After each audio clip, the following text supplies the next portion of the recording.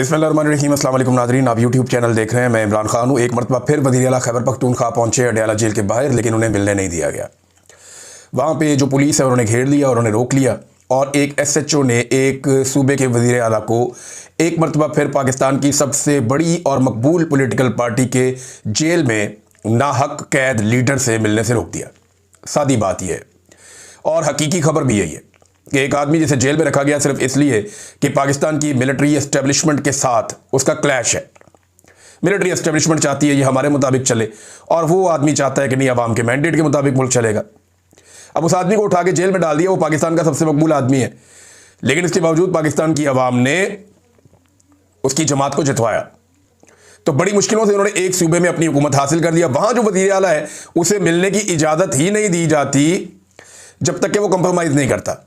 यानी एस्टेब्लिशमेंट ने जिद पकड़ी हुई है, तुम हमसे आकर मिलो, हमारे दरवाजे पर हाजिरी दो, फिर हम तुम्हारी मुलाकात करवाते हैं इमरान खान से। सुहेल अफरीदी कहता है जी ऐसे नहीं होगा, मैं इमरान खान साहब से मिलूंगा, जिससे वो मुझे कहेंगे उससे मिल लूंगा, क्योंकि मैंडेट उनका है, फैसला उन्होंने करना है। तो और किसी चीज़ की नहीं, सुहेल अफरीदी वफादारी की कीमत अदा कर रहा है। और खैबर पख्तूनख्वा के जो हमारे गयूर पश्तून हैं, उन्होंने हमेशा जो कीमत अदा की है ज़्यादातर वो वफादारी की ही की है, और एस्टेब्लिशमेंट ने उनकी वफादारी का नाजायज़ फ़ायदा हमेशा उठाया है। अब उनके स्टेटमेंट जो आज के हैं वो बड़े सख्त हैं। अगर आप एक दिन पहले का इमरान खान साहब की ट्वीट उठाकर देखें और आज के सुहेल अफरीदी के बयानात उठाकर पढ़ें, तो आपको आइडिया हो जाएगा कि ये मामला कितना गर्म हो गया। और कम से कम जो मौजूदा एस्टेब्लिशमेंट है इसके पास इस मामले का कोई हल भी दिखाई नहीं दे रहा, सिवाय इसके कि वो एक जिद है कि जनाब नहीं मिलने देना तो नहीं मिलने देना, और नहीं मिलेंगे तो ये एक जिद है, इससे फर्क कोई नहीं पड़ेगा। इससे सिर्फ आपके कपड़े उतरते जाएंगे और एक एक करके आप नंगे होते जाएंगे। सुहेल अफरीदी ने क्या कहा रहा है सुन लें आप। कोलेटरल डैमेज में पहले तो उन्होंने बात की, बहुत सारे लोग इस पर बहुत उछलते हैं, कुछ दानश्वर भी हैं, कुछ टाउट्स भी हैं, कुछ सियासतदान भी हैं। कोलेटरल डैमेज को वो कहते हैं जी कि ये ठीक है, इसको जस्टिफाई करते हैं। क्या फ़र्क पड़ता है गरीब मर गए तो, पश्तून मर गए तो? इनके घरों के लोगों को अगर मार दिया जाए कोलेटरल डैमेज में तो इनको कैसा महसूस होगा? सवाल तो ये है ना पूछने वाला।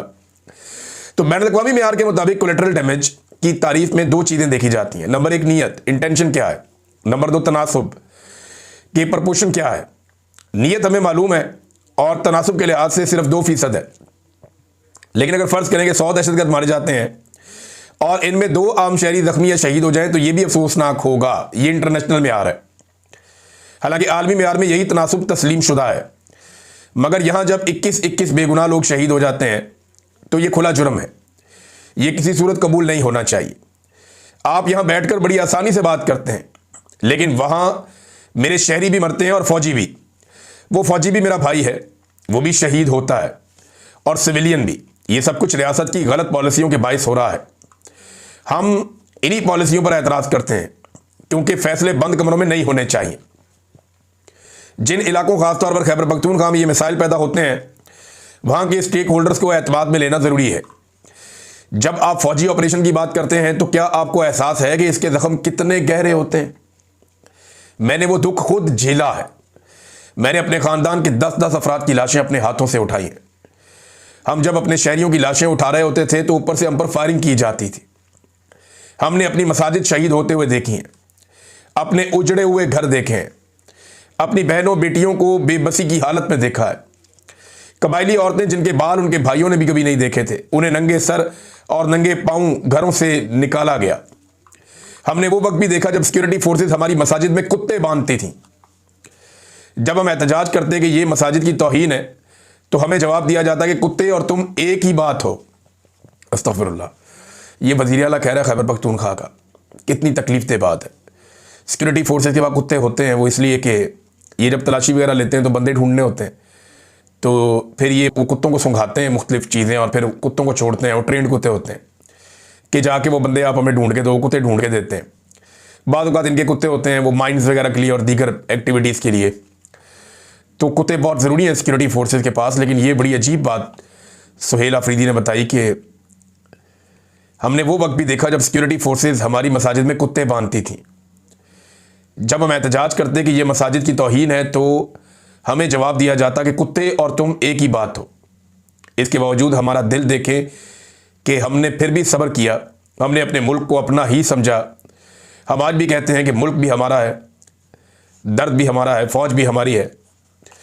जब पॉलिसी अवाम के मफाद में नहीं होगी, जिसमें हमें एतमाद में नहीं लिया गया, वो ना हमने पहले कबूल की थी, ना आज कबूल करते हैं और इंशाल्लाह आइंदा भी कबूल नहीं करेंगे। देखिए, मैं एक बात पहले भी कह चुका हूं, आज फिर कहता हूं कि पाकिस्तान की मिलिट्री एस्टेब्लिशमेंट के पास इमरान खान एक आखिरी चांस है अपनी इज्जत बचाने का। पाकिस्तानी कौम बहुत आगे निकल गई है। आज कुछ और हकायक वज़ीर आला खैबर पख्तूनख्वा ने बताए। बहुत सारी चीज़ें मैं जानता हूं, ऐसी चीज़ें जानता हूं ऑपरेशन ज़दा इलाकों के बारे में जो मैंने वहां लोगों से सुनी। अगर अवाम को बताएं तो पाकिस्तान में आग लग जाएगी। तो बजाय कि वो चीज़ें सामने आए और पाकिस्तान की मिलिट्री एस्टेब्लिशमेंट के लिए मजीद सुबकी और परेशानी की और नफरत की एक लहर जन्म ले, बेहतर यह है कि इमरान खान जैसे मौके से फ़ायदा उठाएं। ये वो वाहिद और आखिरी मौका है आपका जो आपको बैरकों में जाने में आसानी पैदा कर सकता है, आपको इज्जत के साथ अपनी डोमेन में वापस भेज सकता है। वरना इसके बाद आप जाना भी चाहेंगे तो लोग आपको जाने नहीं देंगे, लोग आपको चिपक जाएंगे, क्योंकि इमरान खान के बाद सूरत कुछ और होगी। इमरान खान आज भी इतनी शदीद तकलीफ, बर्बरियत, जुल्म, फस्तायत, कत्लो गारतगिरी के बावजूद कहता है मुल्क भी मेरा, फौज भी मेरी। हो सकता है कल कोई और ये बात ना करे, या जो भी कल को ये बात करे अवाम उसकी बात ही ना सुने। तो पाकिस्तान की फौज को होश के नाखून लेने चाहिए। फौजी क़यादत को मैं कह रहा हूँ, फौज तो बेचारी, वो तो हमारे अपने बहुत सारे जानने वाले दोस्त हैं, बहुत सारे फौज के अंदर बेशुमार रिश्तेदार हैं दोस्तों के, वो सारे फौज के अंदर, वो खुद भी बेचारे तंग रहते हैं, परेशान रहते हैं कि यार किस चक्कर में डाल दिया पकड़ के हमें।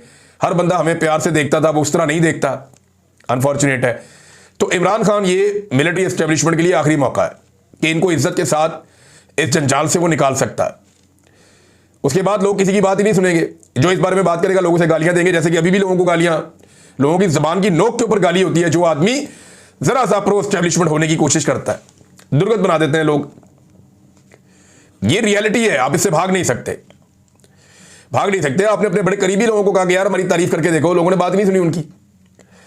और जिन लोगों ने आपके खिलाफ 4 जुमले बोल दिए, लोगों ने उनको उठा के सर पे रख लिया।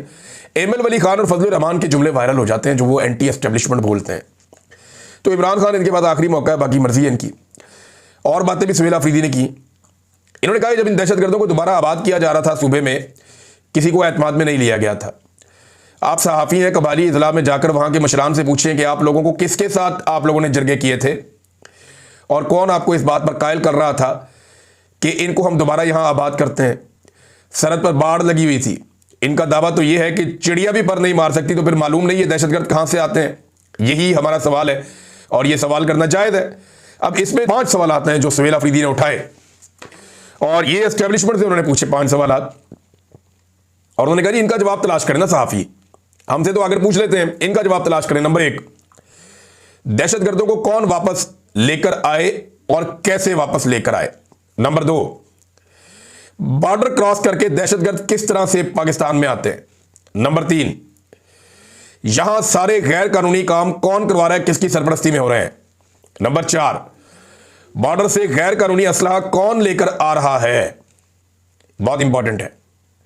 नंबर 6, बॉर्डर पर जिन ऑफिसरों की ड्यूटी है इनके असास से डिक्लेयर किए जाएं। देखिए, ये जो बॉर्डर पे ड्यूटी है ना, ये बड़े पैसे इसमें मिलते हैं, ये बात ठीक है, झूठ नहीं है।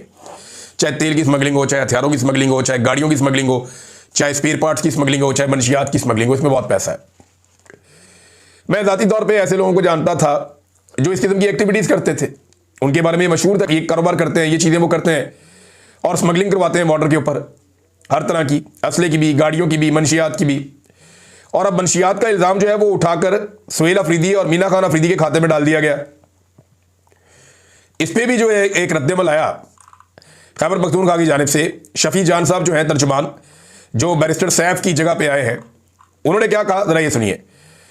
DGISPR से उन्होंने सवाल किया कि पिछले महीने टेलीग्राफ की एक रिपोर्ट शाया हुई जिसमें बलूचिस्तान को ओपीएम कैपिटल करार दिया गया दुनिया का। ओपीएम कैपिटल, यानी जो ओपीएम है जहां से दुनिया की खौफनाक मनशियात जन्म लेती है, उसकी फसल सबसे ज़्यादा बलूचिस्तान में उगाई जा रही है। मैं ज़ाती तौर पे इसका गवाह भी हूँ। मैंने एक तस्वीर पिछले दिनों शाया की थी, जारी की थी ट्विटर पे। मेरे पास तस्वीर नहीं है, मेरे पास वीडियोस भी हैं और बहुत सारे सबूत हैं। सिर्फ तस्वीर इसलिए लगाई ताकि लोगों को पता हो कि मैंने जाके उसको छू के देखा है, मैंने जाकर उसको खुद पता किया कि ये कहाँ कहाँ पे लगी हुई है। और एक इलाका नहीं है, बेशुमार इलाके हैं जहाँ पे ये लगी हुई है और इतनी ज़्यादा लगी हुई है कुछ सोच भी नहीं सकता। वो जो रिपोर्ट है वो तो ये बताती है कि पता नहीं कितने हज़ार एकड़ है, लेकिन ये उससे बहुत बड़ा काम है। हुआ क्या, मैं आपको बता देता हूं कि पहले अफगानिस्तान में ये सारी मंशियात उगती थी। अफगानिस्तान के अंदर वो लोग रहते थे जो मंशियात का कारोबार करते थे।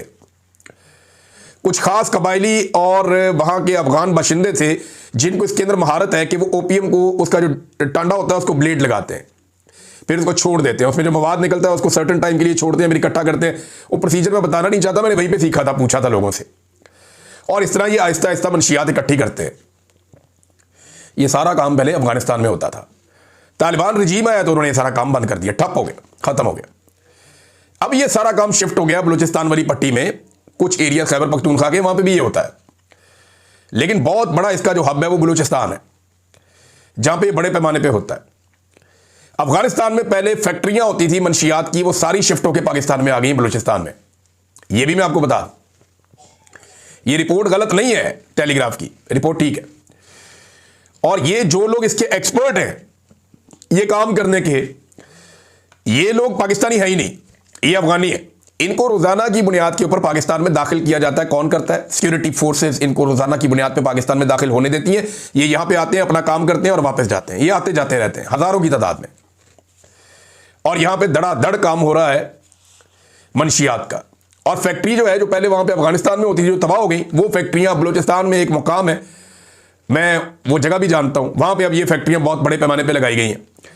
उन फैक्ट्रियों तक माल कैसे जाता है? बहुत सारी चेक पोस्टें क्रॉस करके जाता है, बहुत सारी गाड़ियां लेकर जाती हैं। बहुत सारे बंदे ऐसे हैं जो रोजाना की बुनियाद पे सिक्योरिटी फोर्सेस के साथ उनके बड़े जबरदस्त लिंक हैं और वो रोजाना की बुनियाद पे ये चीजें वहां से लेकर जाते हैं, लेकर आते हैं। तो पूरी हकीकत बतानी चाहिए ना, ये तो एक पूरी इकोनॉमी है। एक वॉर इकोनॉमी होती है ना, मंशियात की एक इकोनॉमी होती है, वेपन्स की एक इकोनॉमी होती है, पूरी पाकिस्तान के बॉर्डर के साथ साथ ये खड़ी है।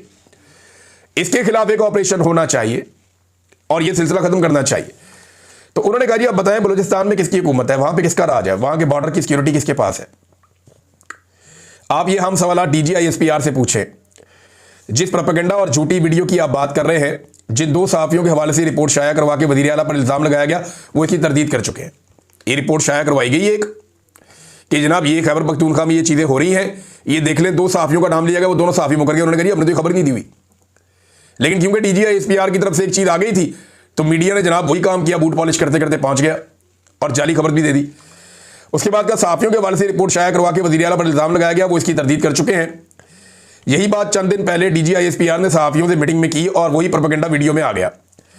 तो क्या जिस तरीके से सुहेल अफरीदी और मीना खान अफरीदी की तस्वीर लगाकर ये पोस्ट शाया करवाई गई, इसी तरीके से झूठी रिपोर्ट की तरदीद होगी और माफी मांगी जाएगी? ये भी शफी जान ने सवाल पूछा। तो माफी तो मांगनी चाहिए, गन तो इन्होंने मारा है। तो ये नादरीन बड़ी इंपॉर्टेंट खबरें थी। इसके अलावा जो वज़ीर आला खैबर पख्तूनख्वा हैं वो पहुंचे वहां पे इस्लामाबाद हाई कोर्ट में कि हमारे लीडर इमरान खान साहब का जो है वो कहते हैं जी लगता ही नहीं है केस, और चीफ जस्टिस से वो मिलना चाहते इस्लामाबाद हाई कोर्ट में। 1.5 घंटा वो वहां इंतजार करते रहे, बैठे रहे, सहाफियों से बातचीत करते रहे, लोगों से बातचीत करते रहे। लेकिन वज़ीर आला खैबर पख्तूनख्वा की मुलाकात चीफ जस्टिस से नहीं, चीफ जस्टिस उन्हें मिले ही नहीं। फिर वो अडियाला गए, अडियाला में जो कुछ हुआ वो सारा कुछ आपने देख लिया। ये अडियाला वाला एपिसोड भी आपने देख लिया और इस्लामाबाद हाई कोर्ट में जो हुआ वो भी आपने देख लिया। अब नादरीन एक और चीज़ बड़ी बारीक वारदात डाली जा रही है, वो मैं आपके सामने रख देता हूं। लेकिन सबसे पहले मीडिया को यह कह दिया गया कि आपने आर्टिकल 243 पे बात नहीं करनी, आपने डोनाल्ड ट्रंप के नोबेल इनाम के हवाले से बात नहीं करनी, आपने गजा में फौज भिजवाने के हवाले से डिटेल में कोई बातचीत नहीं करनी। सरसरी बातचीत हो जाए तो ठीक है। इन टॉपिक्स के ऊपर पाकिस्तान का मीडिया बात नहीं कर रहा, बदकिस्मती से। और अगर बात करता है तो बिल्कुल घुमा फिरा के थोड़ी सी इनका इख्तलाफ उनका इख्तलाफ। पाकिस्तान के मीडिया ने ज्यादा प्रोग्राम पता किस बात है कि इमरान खान सख्त क्यों बोलते हैं, PTI के नौजवान गुस्से में क्यों है, फिर ज्यादातर उन्होंने इन चीजों को PTI के अंदर इख्तलाफात क्यों है। ये पाकिस्तान के मसाइल हैं उनकी नजर में। ना महंगाई मसला है, ना 243 मसला है, ना गजा को फौज भेजे जाने का कोई मामला इनके लिए कोई मसला है, ना आईनी तरमीम इनके लिए कोई मसला है, और ना ट्रंप को नोबेल पीस प्राइज देने की जो नॉमिनेशन पाकिस्तान ने की है, ना ये इनके लिए कोई मसला है। तो पाकिस्तान के मीडिया को कैटेगोरिकली गुज़िश्ता कुछ अरसे में ये खबरें देने से मना किया गया। कुछ दानिश्वर जो है ना वो एक चूरन आपको चटा रहे हैं, बेच रहे हैं। वो चूरन मैं आपको बता देता हूँ वो क्या है। तो वो ये कह रहे हैं कि जो आर्टिकल 243 है ये पाक भारत जंग के तनाजुर में है कि पाकिस्तान ने कुछ सबक सीखे हैं और उसके लिए अब कोई स्ट्रक्चरल तब्दीलियां की जा रही। ओ भाई खुदा का नाम लो, उसके लिए आईनी तरमीम की जरूरत नहीं होती। ये आईनी तरमीम पाकिस्तान और इंडिया की जंगी हिकमत अमली के बारे में नहीं है। ये टाउट और ये दानिशवर ये आपके साथ गलत बयानी करके आपको गलत चूरन चटवा रहे हैं।